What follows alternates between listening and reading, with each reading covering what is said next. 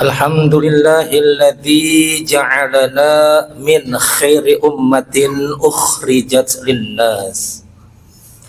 Ahmaduhu ala taufiqihi wa hidayatihi. Ashhadu an la ilaha illallah wahdahu la syarikalah. Iyyahu na'budu wa iyyahu nasta'in. Wa ashhadu anna nabiyyana Muhammadan abduhu wa rasuluhu la nabiyya ba'da. Allahumma salli ala sayyidina Muhammadin wa ala alihi wa sahbihi ajma'in at-tahirin, amma ba'du. Fa ya ibadallah ittaqullaha haqqa tuqatih wa la tamutunna illa wa antum muslimun. Qala Allah ta'ala fil Qur'anil Karim, a'udzu billahi minasy syaithanir rajim. Bismillahirrahmanirrahim. Wa'budullaha wa la tusyriku bihi syai'a wa bil walidaini ihsana wa bidzil qurba wal yatama wal masakin wal jari jil qurba wal jaril junubi wasahibi bil jambi wabnis sabil wa ma malakat aymanukum innallaha la yuhibbu man kana mukhtalan fakhura. Shadaqallahul azim. Alhamdulillah, marilah segenap puja puji dan syukur senantiasa kita panjatkan kepada Allah Subhanahu wa taala. Salawat terlimpah salam senantiasa kita haturkan, kita sembahkan, kita curahkan, kita tujukan dan kita sampaikan kepada junjungan kita baginda Nabi besar Muhammad sallallahu alaihi wasallam beserta seluruh keluarganya, para sahabatnya serta kepada para pengikut-pengikutnya yang senantiasa istiqamah di dalam memeluk dinul Islam. Selanjutnya khatib ingin berwasiat wabil khusus untuk diri khatib pribadi dan umumnya bagi kita jamaah Jumat sekalian, marilah senantiasa kita tingkatkan iman dan takwa kita kepada Allah sehingga kita niatkan hidup kita adalah hidup untuk Islam dan insya Allah kita berharap nanti meninggalnya pun dalam keadaan Islam. Ma'asyiral muslimin sidang Jumat rahimakumullah. Sebagai umat Islam, tentunya kita berharap seluruh rangkaian aktivitas ibadah, amaliyah, kebajikan yang kita kerjakan diterima oleh Allah.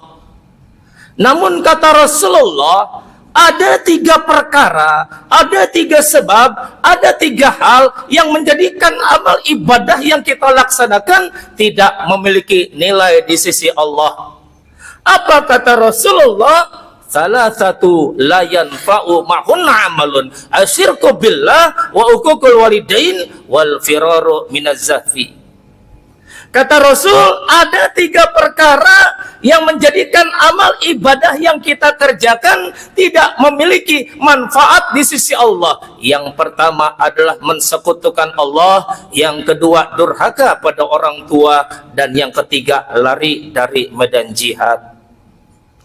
Ma'asyiral muslimin sidang Jumat rahimakumullah, kalau 3 perkara ini seluruhnya ada pada diri kita, atau 2 dari 3 hal ini ada pada diri kita, bahkan 1 saja dari 3 hal ini ada pada diri kita, maka sholat yang kita kerjakan, puasa yang kita laksanakan, zakat yang sudah kita keluarkan, bahkan haji yang sudah kita tunaikan tidak memiliki nilai di sisi Allah. Hadirin sidang Jumat rahimakumullah. Jadi kata Rasulullah, yang menyebabkan amal ibadah kita itu tidak mendapatkan nilai di sisi Allah, penyebab yang pertama adalah asyirku billah, mensekutukan Allah. Sadar tidak sadar, kita yang sudah mengenal Islam sampai dengan saat ini, ternyata tanpa terasa telah mensekutukan Allah. Satu contoh umpamanya, kita berprofesi sebagai seorang pedagang. Pagi hari baru saja kita menggelar barang dagangan kita. Tidak lama ada si pembeli pertama, kita terima uangnya, langsung kita kibas-kibaskan di atas barang dagangan sambil berujar laris manis Tanjung Kimpul, barang habis duit kumpul. Sadar tidak sadar telah mensekutukan Allah. Kenapa tidak mengucapkan alhamdulillah? Kenapa tidak memuji Allah? Kenapa yang diucapkan laris manis Tanjung Kimpul? Dari mana asal kalimat tersebut? Sadar tidak sadar telah mensekutukan Allah. Di rumah sedang ada hajatan besar, khawatir hari akan turun hujan, maka sebagai penangkalnya di atap rumah ditaruh cabai, ditaruh bawang supaya hari tidak turun hujan. Sadar tidak sadar telah mensekutukan Allah. Inna syirka la zulmun azim, mensekutukan Allah satu kezaliman yang teramat sangat besar. Hadirin sidang Jumat rahimakumullah. Lalu yang kedua kata Rasulullah yang menyebabkan amal ibadah yang kita laksanakan nol di mata Allah, penyebab yang kedua adalah wa uququl walidain, durhaka kepada orang tua. Ada satu kisah dalam kitab Al-Kabair karya Imam Az-Zahabi. Ini menceritakan tentang sahabat Rasulullah yang bernama Alqamah. Kisah Alqamah ini sesungguhnya terjadi pro dan kontra, namun punya hikmah yang besar yang bisa kita ambil. Alqamah adalah sahabatnya Rasulullah, sangat dekat dengan Rasulullah, sering sholat bersama Rasul di masjid, sering duduk bersama Rasul, sering ngobrol bersama Rasul. Pendeknya, Alqamah adalah sahabat dekatnya Rasulullah. Tapi mengapa menjelang ajalnya Alqamah seperti sudah disiksa oleh Allah? Satu ketika Rasul berkumpul dengan halayak ramai di rumah Alqamah. Lalu Rasul bertanya, siapa di antara yang hadir sebagai istrinya Alqamah? Saya ya Rasulullah.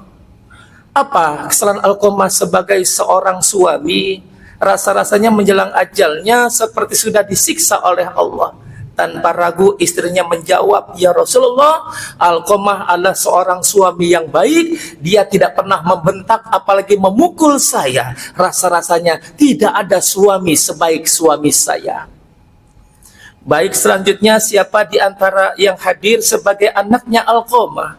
Saya ya Rasul. Apa kesalahan Alqamah sebagai orang tua? Rasa-rasanya menjelang ajalnya seperti sudah disiksa oleh Allah. Dengan lantang anaknya menjawab, ya Rasulullah, Alqamah adalah seorang ayah yang baik. Dia patut menjadi contoh suri tauladan buat saya. Rasa-rasanya tidak ada ayah sebaik ayah saya. Lalu Rasul melanjutkan pertanyaan, siapa di antara kalian yang hadir sebagai tetangga Alqamah yang paling dekat? Saya ya Rasul. Apa kesalahan Alqamah sebagai seorang tetangga? Rasa-rasanya menjelang ajalnya seperti sudah disiksa oleh Allah. Maka tetangga yang paling dekat langsung menjawab, ya Rasulullah, Alqamah adalah figur tetangga yang baik. Dia gemar menolong membantu kesulitan tetangga. Rasa-rasanya tidak ada tetangga sebaik Alqamah. Ma'asyiral muslimin sidang Jumat rahimakumullah. Alqamah orang yang taat beribadah. Alqamah orang yang baik kepada keluarganya, baik kepada istrinya, baik kepada anaknya, bahkan baik kepada tetangganya. Tapi mengapa menjelang ajalnya Alqamah seperti sudah disiksa oleh Allah? Lalu Rasul melanjutkan pertanyaan, apakah Alqamah masih punya orang tua? Ada ya Rasul. Dia masih punya seorang ibu, tempatnya di desa terpencil nun jauh di sana. Dulu aku pernah mengunjunginya. Tolong wahai sahabat, temui ibunda Alqamah, kabarkan Alqamah sedang sakit. Kali pertama beberapa sahabat Rasulullah menjumpai ibunda Alqamah di desa terpencil, melakukan perjalanan yang demikian jauhnya, sampai kemudian singkat cerita tiba di depan rumah gubuk yang hampir rubuh. Di dalamnya sedang berbaring wanita tua dalam keadaan lumpuh. Lalu sahabat Rasul mengatakan, ibu kami datang ingin mengabarkan bahwa Alqamah anak ibu sedang sakit. Ibu diminta untuk menjenguknya. Ibu tersebut langsung menjawab, maaf, saya tidak punya anak bernama Alqamah. Pulang utusan Rasul menjumpai Rasulullah. Ya Rasulullah, ibu yang kami jumpai mengaku tidak punya anak bernama Alqamah, padahal itu oleh ibu kandungnya. Tolong wahai sahabat, susul kembali, katakan bahwa sakit Alqamah bertambah parah, sepertinya Alqamah sedang menghadapi sakaratul maut, khawatir umurnya tidak panjang. Baik ya Rasul. Kali kedua beberapa sahabat Rasulullah menjumpai ibunda yang sama di tempat yang sama dengan mengatakan, ibu kami datang lagi karena sakit Alqamah bertambah parah, rasa-rasanya Alqamah anak ibu sedang menghadapi sakaratul maut, ibu diminta datang untuk menjenguknya. Jawab ibunda tersebut, maaf, saya tidak punya anak bernama Alqamah. Pulang utusan Rasul kembali menjumpai Rasulullah. Ya Rasulullah, ibu yang kami jumpai tetap saja mengaku tidak punya anak bernama Alqamah, padahal itu ibu kandungnya. Tolong wahai sahabat, susul kembali sekali lagi saja, katakan, aku Rasulullah sangat ingin berjumpa dengan ibunda tersebut. Akhirnya kali ketiga beberapa sahabat Rasulullah menjumpai ibunda yang sama di tempat yang sama dengan kalimat yang berbeda.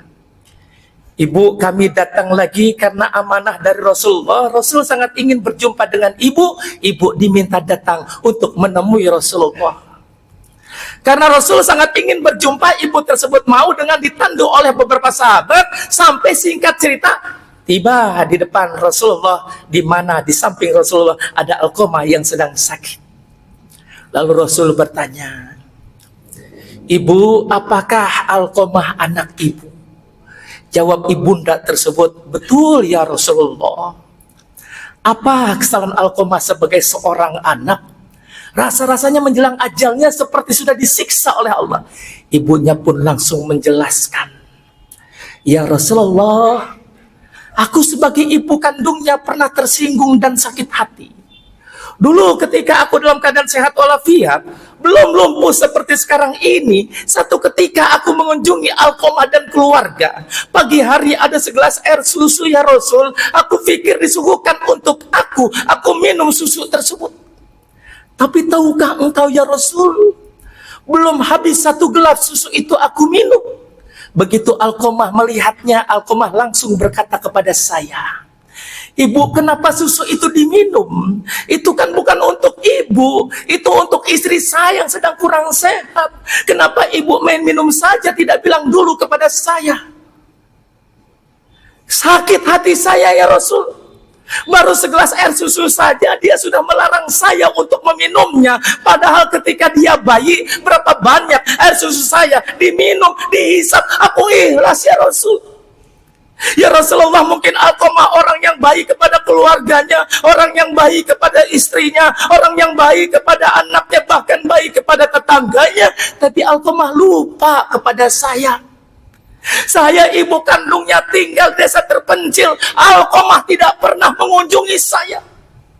Saya makan hasil belas kasihan tetangga, minum hasil belas kasihan tetangga. Alqamah tidak pernah menafkahi saya. Ridallah fi ridal walidain, wa sukhtullah fi sukhtil walidain. Ridho Allah ada pada ridho orang tua, murka Allah ada pada murka orang tua. Ma'asyiral muslimin sidang Jumat rahimakumullah. Jadi kalau kita ingin tahu apakah Allah ridho tidak dengan kita, parameternya orang tua. Kalau orang tua kita sering marah karena kita, jengkel karena kita, menangis karena kita, bahkan jatuh sakit akibat perbuatan kita, itu artinya Allah murka kepada kita. Wahai seorang anak yang sudah punya penghasilan setiap bulannya, apakah sudah disisihkan bagian dari gajinya untuk orang tuanya? Terkadang ironis dan menyedihkan, ada seorang anak dengan kawan dekatnya royalnya luar biasa, dengan orang tuanya pelitnya luar biasa. Ada seorang anak dengan tetangganya, dengan kawannya sopannya luar biasa, dengan orang tuanya kurang ajarnya luar biasa. Wahai seorang ayah yang sudah punya keluarga, istri dan anak, kalau hari kumpul bersama, makan bersama, apakah orang tua kita di tempat terpisah juga makan pada hari itu? Khatib pernah menyaksikan satu tayangan di televisi beberapa kurun waktu yang lalu. Ada seorang anak yang sudah hidup sukses, tinggal di rumah yang mewah bersama istri dan anak serta ibunya, tapi posisinya berbeda. Dia dengan istri dan anaknya tinggal di ruang utama, ibunya diletakkan di bagian belakang bekas kandang binatang ternak. Bahkan manakala ibunya mulai tua, pikun, sakit-sakitan, maka tidak mau direpotkan, dititipkan di panti jompo. Dia lupa ketika dia bayi orang tuanya dengan penuh kasih, memandikannya, menggantikan popoknya, menggendongnya, menyuapinya, dan lain sebagainya. Tapi manakala orang tua sudah renta, diterbengkalaikan begitu saja. Ma'asyiral muslimin sidang Jum'ah rahimakumullah. Lalu Rasul bertanya, ibu, apakah ibu akan memaafkan semua kesalahan Alqamah kepada ibu? Jawab ibu tersebut, maaf ya Rasulullah, aku terlalu tersinggung dan sakit hati, rasa-rasanya kesalahan Alqamah tidak bisa aku maafkan. Baik, kalau begitu wahai para sahabat, kumpulkan kayu bakar. Kita bakar saja Alqamah hidup-hidup agar penderitaan di dunia selesai, perkara di akhirat urusan Allah. Baru saja Rasulullah berkata seperti itu, Ibunda Alqamah langsung merespon, ya Rasulullah, aku sebagai ibu kandungnya tidak akan sanggup melihat darah dagingku dibakar depan mataku hidup-hidup. Daripada seperti itu, baiklah, aku ikhlaskan semua kesalahan Alqamah. Baru saja orang tua berkata seperti itu, Alqamah langsung menghembuskan nafasnya yang terakhir. Ridallah fi ridal walidain wa suhtullah fi suhtil walidain. Ridha Allah ada pada orang tua, murka Allah ada pada murka orang tua. Ma'asyiral muslimin sidang Jum'ah rahimakumullah. Ingat kembali wajah orang tua kita, wajah letih luar biasa yang telah berkorban jiwa dan raga sampai kita dewasa saat ini. Pernahkah kita lontarkan perasaan kalimat yang menyinggung perasaannya? Pernahkah kita sakiti jiwanya? Kalau pernah dan belum dimaafkan, khawatir ibadah yang kita laksanakan nol di mata Allah. Hadirin sidang Jum'ah rahimakumullah. Lalu kata Rasulullah, yang menyebabkan amal ibadah kita tidak bernilai di sisi Allah, penyebab yang ketiga adalah wal firar minaz zafi, lari dari medan jihad. Jihad berakar kata dari jahada, artinya bersungguh-sungguh, maksudnya ada bersungguh-sungguh dalam menegakkan agama Allah. Di dalamnya ada amar ma'ruf nahi mungkar, menyuruh kepada yang baik dan mencegah dari yang mungkar. Satu contoh umpamanya, kita tinggal di kampung, di tempat tinggal kita ada kaum du'afa, kaum fakir miskin papa, anak yatim kelaparan. Sementara di rumah kita punya berbagai macam menu hidangan, tidak kita sumbang kaum fakir tersebut, khawatir kita lari dari medan jihad.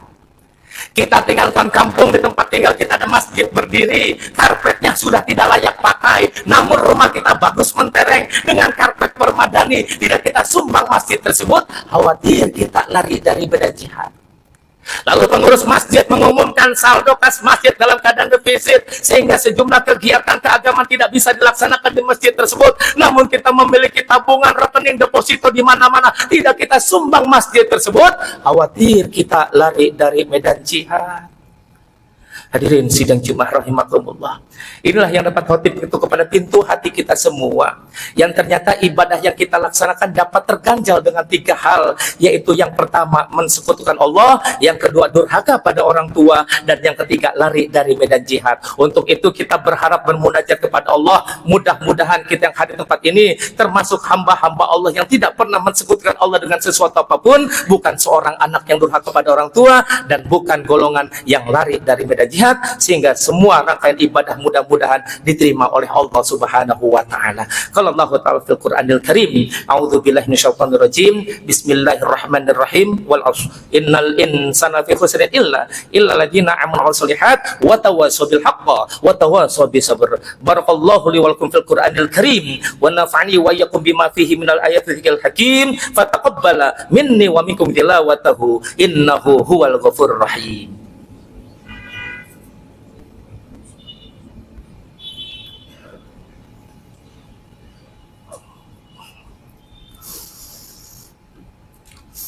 Alhamdulillah, alhamdulillahilladzi arsala rasulahu bil huda wa dinil haqq liyuzhira dini kulli wa kafa billahi syahida asyhadu an la ilaha illallah wa asyhadu anna muhammadar rasulullah. Allahumma shalli ala sayyidina Muhammad wa ala alihi wa sahbihi ajma'in, amma ba'du. Fa ya ayyuhal hadirun usikum wa iyaya bi taqwa faqad fazal muttaqun. Faqala azza min qail innallaha wa malaikatahu yusalluna 'alan nabi ya ayyuhalladzina amanu sallu 'alaihi wa sallimu taslima. Allahumma shalli ala sayyidina Muhammad wa ala ali sayyidina Muhammad kama shallaita ala sayyidina Ibrahim wa ala ali sayyidina Ibrahim wa barik ala sayyidina Muhammad wa ala ali sayyidina Muhammad kama barakta ala sayyidina Ibrahim wa ala ali sayyidina Ibrahim fil alamin innaka Hamidum Majid. Allahumma ighfir lil muslimina wal muslimat wal mu'minina wal mu'minat al ahya'i minhum wal amwat innaka ala kulli syai'in qadir. Rabbana la tu'akhidhna in nasina aw akhtana. Rabbana la tahmil alaina isran kama hamaltahu ala min qablina. Rabbana wa la tuhammilna ma la taqata lana bih wa'fu anna waghfir warhamna anta maulana fansurna 'alal qawmil kafirin. Allahumma inna nas'aluka salamatan fid din wa dunyal akhirah wa afiyatan fil jasadi wa jannatan fil ilmi wa barakatan fil rizqi wa taubatan qabla al maut wa rahmatan 'indal maut wa maghfiratan ba'dal maut. Allahumma hawwin 'alaina fi sakaratil maut wan najiyata minan nar wal hisab. Rabbana hab lana min azwajina wa dhurriyyatina qurrata a'yun waj'alna lil muttaqina imama. Rabbana zalamna anfusana wa illam taghfir lana wa tarhamna lanakunanna minal khasirin. Rabbana atina fid dunya hasanah wa fil akhirati hasanah wa qina adzabannar. Subhana rabbika rabbil izzati amma yasifun wassalamun alal mursalin walhamdulillahi rabbil alamin. Ibadallah innallaha ya'muru bil ihsan wa ita'idil qurba wa yanha 'anil fahsya'i wal munkar wa baghi ya'idukum la'allakum tadhakkarun wa la dzikrullahi akbar. Aqimis shalah.